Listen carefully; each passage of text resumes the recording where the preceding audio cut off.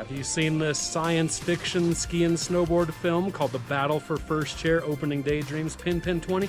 If not, my friends and I made that film, and we followed up with the science fiction characters of the film in this book called Snowboarding's Last Stand, Samurai and the Slingling.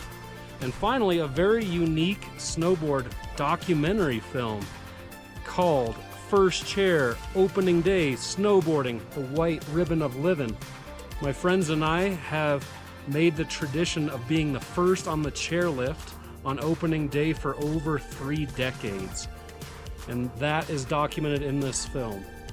So check them out at the Trailer Tom YouTube channel, which is TRAILERTOM. Or you can find all of these films, the book on major streaming platforms for the movie, and the book on the Big Time Bookseller website.